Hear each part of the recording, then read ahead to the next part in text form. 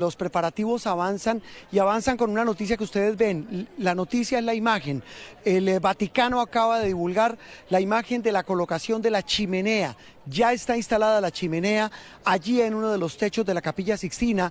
En ese lugar, allí por ese sitio, saldrá el humo negro cuando no haya decisión después de la votación de los cardenales en el cónclave y blanco cuando haya elección. Ese sin duda va a ser el artefacto y el lugar más visto del mundo en los próximos días, sin lugar a dudas. Esa es la noticia con la que amanece hoy el Vaticano, la Santa Sede. También amanece hoy lleno de tormentas de las que les hablaremos en detalle más adelante, pero tal vez la más importante y la que más ruido está haciendo es que esta mañana uno de los cardenales considerados papables, es decir, con mayor opción entre muchos expertos en el Vaticano, el cardenal filipino Tagle, amanecía siendo objeto de unas muy graves denuncias de haber encubierto abusos sexuales en la Iglesia Católica en Filipinas. Eso se supo al ingreso de los cardenales a la congregación de hoy, la octava. Recordemos que antes del cónclave los cardenales han sostenido reuniones para hablar de temas álgidos, todo lo que tiene que ver con la actualidad de la Iglesia Católica en el mundo. Pues bien, hoy medios tanto de Filipinas como de Italia han revelado esto. También les vamos a hablar de esto parece, y tengo que decirlo, me excusan la comparación, pero es casi el mismo libreto de la película Cónclave, lo que está pasando aquí previo a la reunión de los cardenales para escoger al sucesor de Francisco. Hay todo tipo de versiones, todo tipo de guerras, incluso el ala más conservadora de la Iglesia, de los cardenales, ha salido a criticar durísimo al fallecido Papa Francisco.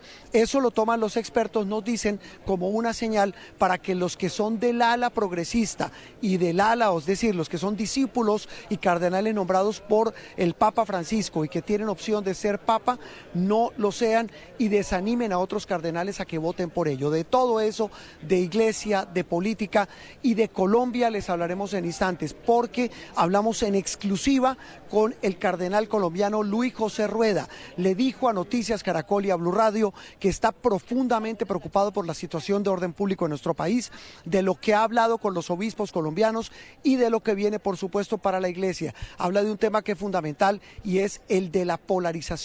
Él dice que Colombia está absolutamente polarizada y que eso no le hace bien a nadie. Estamos sobre la vía de la Conciliación, Margarita, con un sol resplandeciente y esto ya no parece primavera. Estamos en 29 grados centígrados y esto parece más Barranquilla. Sí, está caliente el Vaticano. Está caliente, en todos los sentidos está caliente. Y arrancamos hablando porque así como está de caliente el clima, está de caliente el ambiente y se va calentando motores, Margarita y televidentes, para lo que será el cónclave del próximo miércoles. Yo creo que la imagen que vamos a ver a continuación es fundamental para ratificar esa teoría y es la colocación de la chimenea por donde saldrá el humo que dirá el mundo que hay papa o que no hay.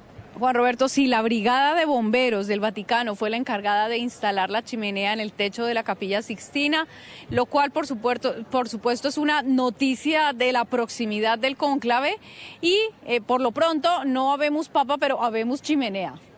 Habemos chimenea. Lo que se instaló hoy, pues es sin duda un símbolo, más allá de ser un instrumento, un artefacto por donde va a salir el humo, es lo que dice Margarita. Habemos chimenea, que es el gran símbolo y seguramente yo creo que más de una cámara de televisión ya debe estar buscando el ángulo, porque ese es el sitio en el que todo el mundo va a estar pendiente, del que todo el mundo va a estar pendiente. Como también han estado pendientes Margarita y televidentes de los cardenales. Hoy tuvieron la octava congregación. Ahí vemos las imágenes de ellos entrando esta mañana. Esto se llama el recinto San Pablo, justo al lado de la Basílica de San Pedro y de la Plaza de San Pedro.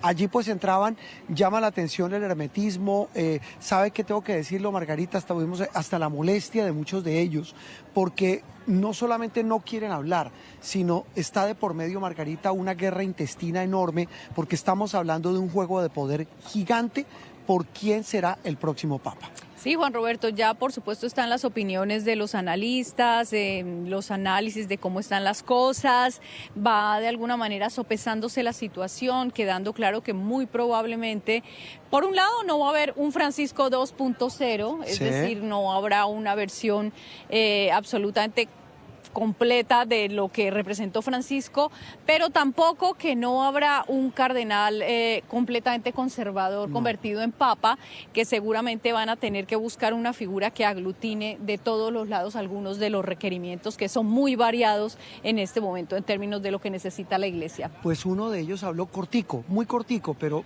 una palabra de estos altos prelados de la Iglesia que van a participar en el cónclave es muy valiosa. Uno de ellos, Fernando Filoni, es obispo en Medio Oriente.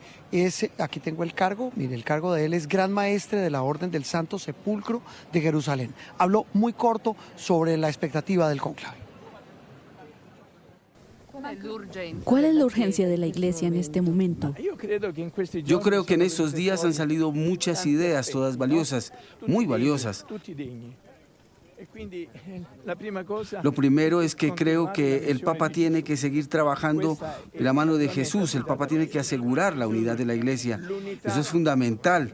Lo otro viene después. Porque eso dice Jesús: cuando te reformas estarás confirmando a tus hermanos. Eso quería Pedro cuando estableció la Iglesia. El Papa, dice este cardenal Margarita y televidentes, tiene que trabajar por la unión de la Iglesia, reiterando lo que usted plantea. No se sabe cómo van a lograr esa unidad en medio de tanta polarización, que yo creo que es muy importante. Uno de los también papables, Margarita, es el cardenal Parolin, secretario de Estado. Le han dado durísimo en los últimos días, es uno de los papables, era el número 2 del Papa Francisco y hoy está en problemas de salud. Sí, el cardenal Pietro Parolin es quizá el gran favorito para convertirse en papa por sus antecedentes. Ha sido durante todo el papado de Francisco el encargado de la diplomacia vaticana, el número 2, el secretario de Estado. Pero en estos días se enfrenta a muchísimas tensiones y muchas presiones. Por un lado, el caso Becciu del cardenal Angelo Becciu, acusado de corrupción, se supone que le afectó mucho en su candidatura porque ahí hubo unos manejos. Se supone que Parolin tenía las cartas del Papa en las cuales se pedía que no participara Becciu. Entonces, eso ha sido un factor de presión para él. Hoy estamos aquí en medio de una rueda de prensa y de un lobby enorme de organizaciones que denuncian abusos sexuales, en los cuales acusan a Parolin de no haber hecho mucho por el tema de las denuncias de abusos sexuales en Filipinas.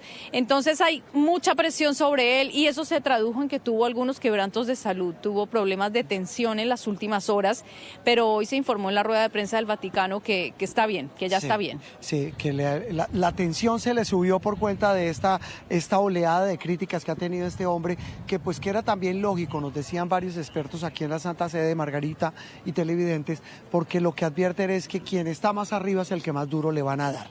Hablamos hoy, esta mañana, antes de esa reunión, y ya vamos al tema Colombia, Margarita, con nuestro cardenal, con el cardenal Luis José Rueda. Él entraba a esa reunión de la congregación de cardenales y habló puntualmente de lo que está pasando en Colombia, de lo que hemos dado cuenta en Noticias Caracol, y es lo que tiene que ver con la violencia, la ola de violencia, especialmente contra hombres y mujeres de la fuerza pública. Habló de la polarización e invitó, recordemos, Margarita, a una jornada de oración encabezada por él mañana aquí en una iglesia cercana de la Santa Sede.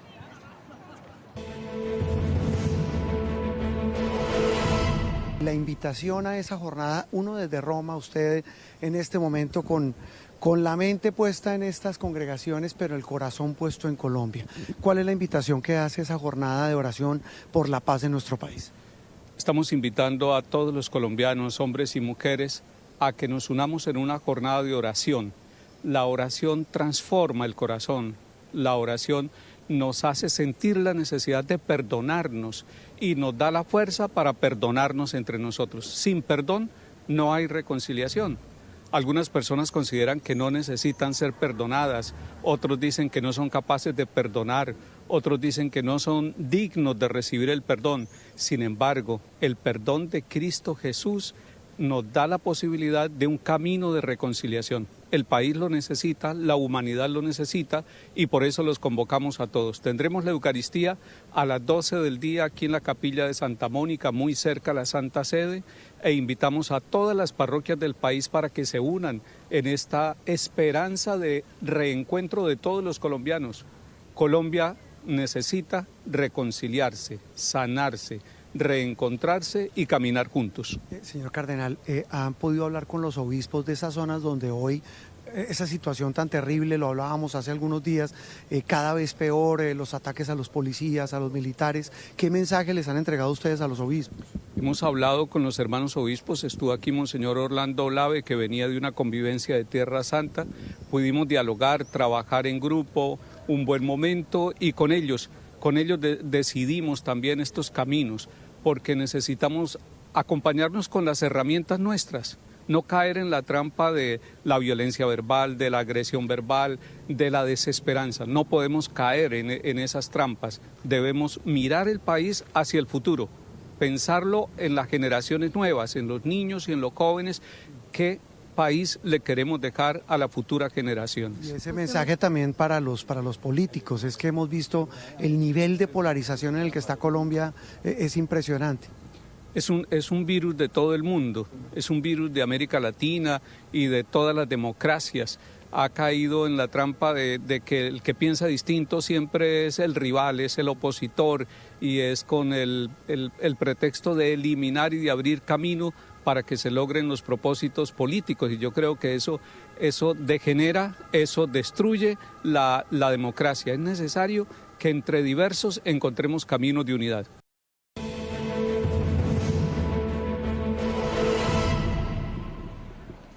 El mensaje de Monseñor Luis José Rueda, que también lo vimos muy contrariado por el tema de lo que está pasando en Colombia.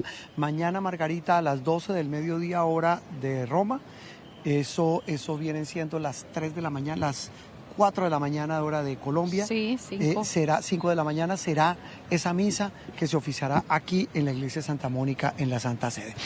Hablaba usted de denuncias, Márgara, contra el cardenal Parolín, pero también recibió y fue blanco de durísimas críticas otro cardenal papable, que es el cardenal Tagle, el filipino. Sí, el cardenal filipino, la rueda de prensa convocada por la organización Bishops Accountability, que es estadounidense, sí, dirigía sus denuncias más directamente al cardenal Luis Antonio Tagle, que es uno de los papables, como dice usted, con víctimas que aseguran que Tagle no hizo nada ante los casos de denuncias en Filipinas, en su gestión como arzobispo de Manila. Entonces, bueno, hay muchos puntos de vista, pero claro, todas estas acusaciones en este momento tan crítico, pues también tienen un efecto político. Claro, pegan. Tienen las denuncias de las víctimas, son vistas aquí con muchísimo respeto, pero es un momento estratégico también el que eligen, y un lugar estratégico para venir a hablar en contra de un cardenal papable. Sí, bastante convenientes, excúseme la expresión, esas denuncias justo en este momento previo al cónclave. Como previo al cónclave, Margarita, hablamos con uno de los periodistas y escritores que más sabe del tema, gran amigo del Papa Francisco, es argentino, es colega del diario El Clarín, trabaja allí hace más de 30 años, ha cubierto 3 cónclaves, y hablamos de él porque él escribió un libro, estuvo con el Papa Francisco muchísimo tiempo, Márgara, y estuvo con él aquí dialogando en el Vaticano, no solo lo conoció en Argentina, y fruto de ese diálogo es un libro que se ha vuelto muy, muy popular aquí, se llama El Jesuita, y él nos habla del Papa, su legado y del cónclave.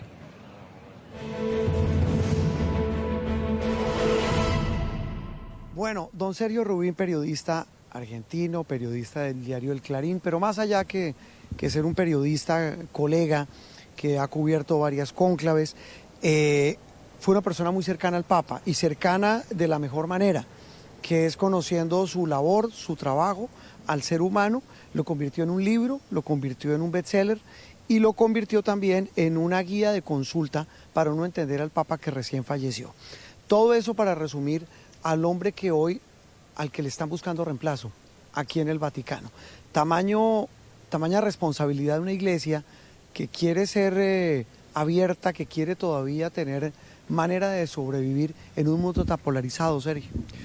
Sí, es un desafío. Un poco la pregunta que nos hacemos, así una super síntesis periodística, si habrá una continuidad, si habrá un cambio. La sensación que uno tiene por varias cosas más formales, como la cantidad de gente que vota, que lo ha designado el Papa, lo cual no significa una traslación automática, pero bueno, algo indica.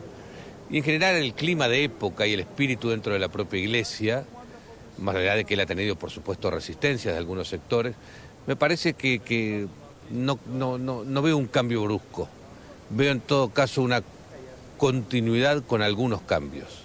Esta es lo que a mí me surge, que el que será elegido Papa se le parecerá bastante, pero con algunos cambios, por supuesto, con su propia impronta. Esto es lo que me parece. Es muy difícil hacer vaticinios, todas estas cosas son muy difíciles, pero uno al menos puede tener una sensación, puede tener una impresión, ¿no? Y yo, en aquel momento, en el 2013, está escrito, tuve la impresión que iban a buscar, que necesitaban a alguien muy cercano a la gente, con gran preocupación social, con una iglesia bien abierta, y bueno, terminó siendo el cardenal Bergoglio. Veremos ahora qué nos deparan estos 133 cardenales que necesitan reunir nada menos que 89 votos para poder elegir al futuro Papa. Sergio, ¿cuántos cónclaves? 3, este es el tercero. Okay. En el anterior, el Papa Bergoglio llegó con 0 posibilidades, al menos era uno de los de más bajo perfil. Sí, porque él tenía 76 años y todos teníamos la sensación, recordémosle a la gente que a los 75 los obispos tienen que renunciar en su diócesis, ¿no? Al Papa, y el Papa puede tardar un poco, pero bueno, él estaba un poco prorrogado, pero estaba, como decimos, de salida. Entonces parecía muy raro que él, que como que su tiempo ya había pasado, fue en el cónclave anterior, que nosotros dijimos que había sacado 40 votos, que era un número muy importante, pero que él se bajó porque no sabía que no llegaba, no quería trabar y se veía que Benedicto iba a ser. Por tanto, yo no lo tenía, pero en realidad, conversando con gente aquí del Vaticano en los 2 días previos, fue una cosa muy curiosa. Estuve con un funcionario del Vaticano muy importante hablando 1 hora y media de todos los candidatos que se barajaban. Y al final me levanto para despedirme y me dice, pero ¿cómo usted no lo va a poner a Bergoglio entre sus candidatos? Y yo lo miré, pero si este hombre ya se le pasó su cuarto de hora, pensaba. Y cuando salía de la reunión dije, no puedo ser tan soberbio. Entonces escribí todas estas cosas, lo que tiene tan escrita, escribí que no me animé a que fuese el artículo más grande. El artículo más grande de los candidatos que se barajaban. Y el recuadro, la segunda nota que acompañaba era que Bergoglio volvía a ser candidato. Pero íntimamente yo no estaba, quiero ser honesto, íntimamente yo no estaba convencido. Pero míreme esas vueltas de la vida. Y si algo es impredecible, es la elección de un papa. O sea, y eso que lo hace tan impredecible, lo hace tan apasionante. Y a lo mejor esos que están sonando hoy, a lo mejor nada de nada.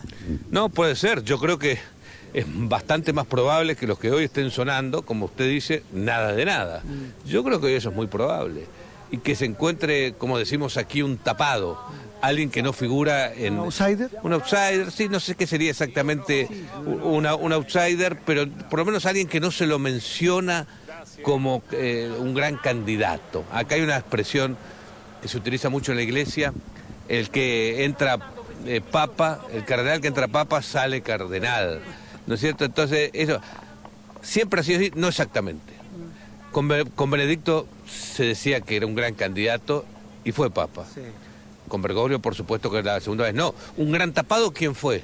Juan Pablo II fue un gran tapado. No se puso, en aquel momento, hoy creo que hablar de categorías de conservadores y progresistas es bastante insuficiente para explicar la interna. Pero en aquel momento por ahí estaba un poco más vigente y no se ponían, me parece, de acuerdo las grandes líneas. Y bueno, tuvieron que buscar alguien, un tercero, y así fue como surgió Juan Pablo, que no estaba en ningún lado, un auténtico tapado. Eso hoy puede volver a pasar y yo creo que sí. Sí, sobre todo porque ayer en la congregación de ayer, Sergio, los mismos cardenales reconocían la profunda división y polarización en la que está la iglesia. Hoy de hecho ha habido ataques de un cardenal alemán al legado del Papa Francisco, es decir, se nota la división, se nota esa polarización que es la misma que se vive en el mundo actual. En medio de esa polarización, lo más sano, entre comillas, sería un papa que no genere tanta resistencia.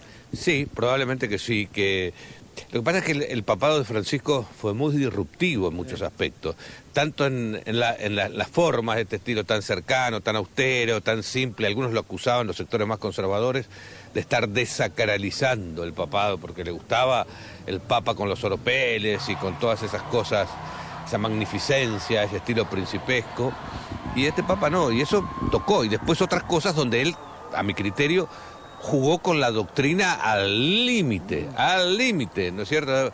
Por ejemplo, bueno, que buscarle la manera de que los católicos divorciados en nueva unión pudiesen recibir la comunión, que está muy bien, a mí me parece excelente, pero ahí había un problema de interpretación que había que buscarle, digamos, la interpretación y el sostenimiento doctrinal, que se lo encontraron, pero a algunos no les gustó, a los sectores más conservadores.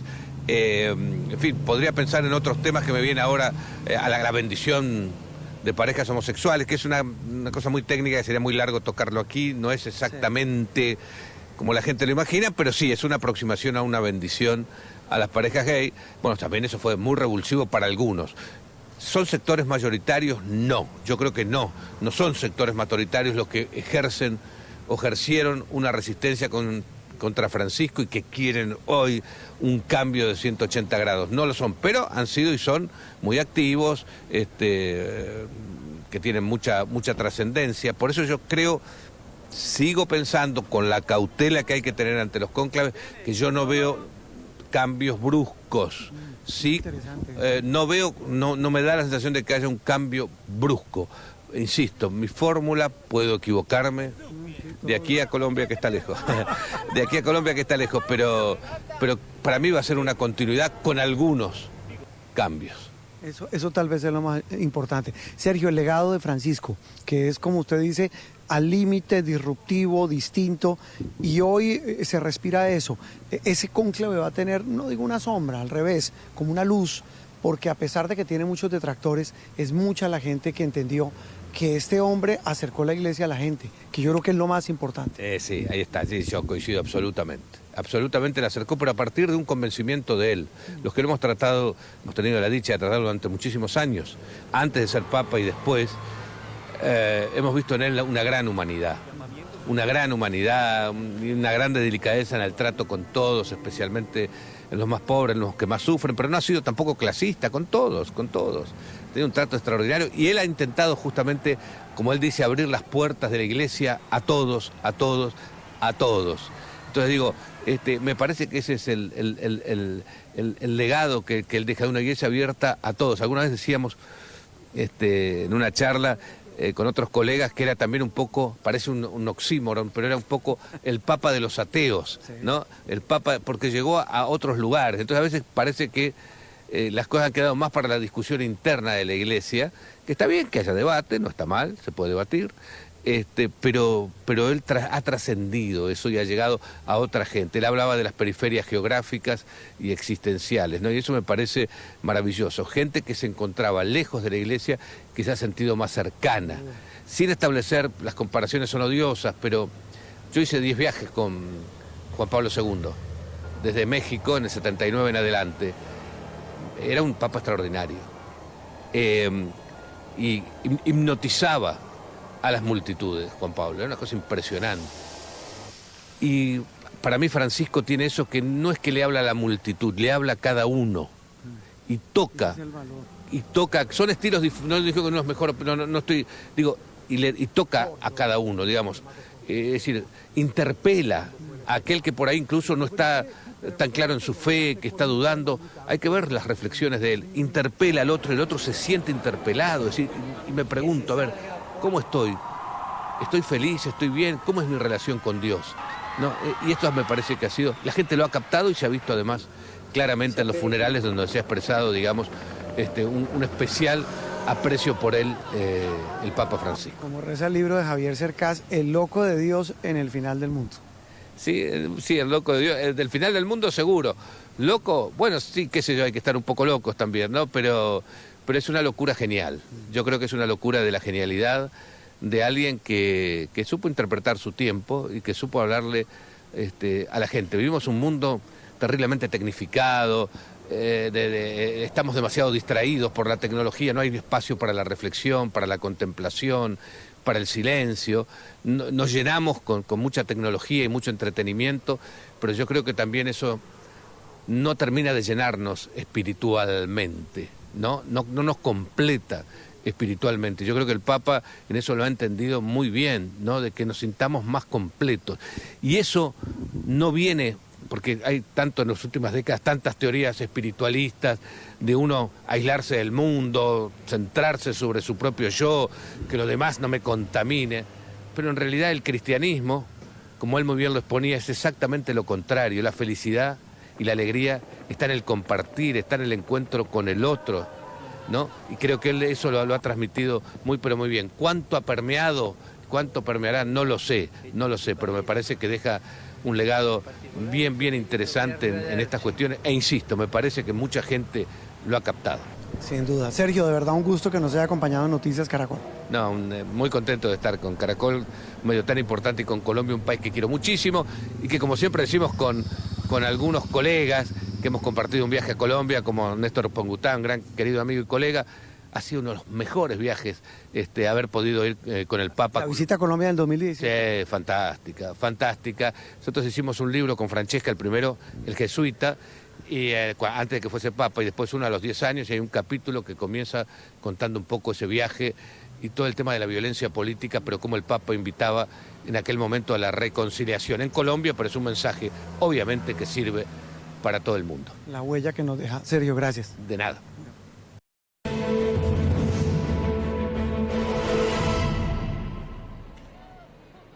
Sergio Rubín, un hombre muy cercano al Papa, un periodista que lo conoció desde Buenos Aires, ha escrito libros sobre él y da su impresión, coincide con su teoría, Margarita, de que a lo mejor es que nadie sabe que el próximo Papa no va a ser ni tan de derecha ni tan progresista, va a ser un Papa más bien moderado, tratando de mantener un equilibrio en una institución que hoy está profundamente dividida. Seguramente un papa que represente de alguna manera la continuidad con la línea de Francisco, pero que no genere tanta resistencia en los sectores más conservadores y que represente también otras cosas en términos, por ejemplo, geográficos, por decir algo. Muy bien, 12:34 minutos de la tarde, vamos a ver en esta serie de reportajes, de material de información para ustedes, ya hemos hablado de los papas más jóvenes, de los papas más longevos, más viejos, hablemos de los papados más largos y más cortos, es decir, los pontificados que han durado más tiempo aquí en el Vaticano y también los que han durado corto.